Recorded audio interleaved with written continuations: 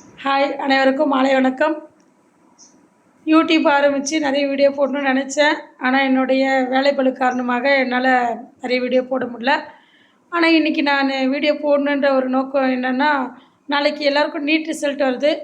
என் அருமை மாணவ கண்மணிகளே, நம்ம எல்லாருமே ரொம்ப ஆவலோடு எதிர்பார்த்திருந்த பல வருட கனவு, பெற்றோர்களாகட்டும், மாணவர்களாகட்டும், ஆசிரியர்களாகட்டும் அனைவருமே ரொம்ப ஆவலோடு தான் அந்த நீட் ரிசல்ட்டை எதிர்பார்த்துருந்தோம்.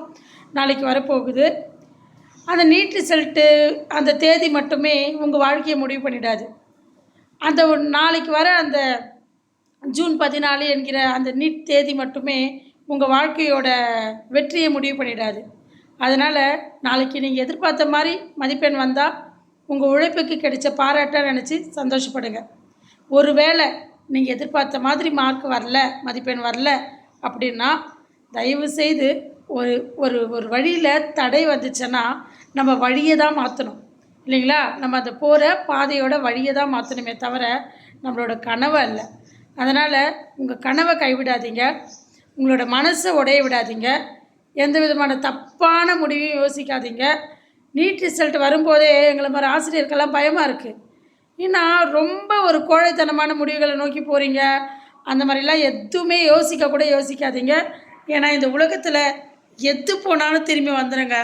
ஆனால் இந்த உயிர் போனால் திரும்பி வராது. மானம் போனாலும் திரும்பி வராது. ஆனால் இந்த உயிர் போனால் உயிரும் அப்படி தான். உயிர் போனால் திரும்ப வரவே வராது. ஏன்னா ஒவ்வொரு வருஷமும் ஒரு மன சங்கடத்துக்கு ஆளாக்கிடுறாங்க இந்த நீட் மாணவர்கள். அதனால் நீங்கள் நினச்சாதாங்க அது தோல்வி. நீங்கள் தோல்வின்னு நினைக்காத வரையும் அது முயற்சி தாங்க. உங்கள் முயற்சி அனைத்தும் வெற்றி பெற வாழ்த்துக்கள். திரும்ப திரும்ப சொல்கிற மாணவ கண்மணிகளே, உங்களுக்கு தோல்வி இல்லை ஒரு கம்மியான மதிப்பெண் ஏதோ வந்துச்சு அப்படின்னா தயவு செய்து அந்த நீங்கள் படிக்கும் முறையை மட்டும் மாற்றுங்க. மற்றபடி இந்த உங்கள் வாழ்க்கையே மாற்றுற மாதிரி எந்த விதமான விஷயத்தையும் நீங்கள் பண்ணாதீங்க. நன்றி, வணக்கம்.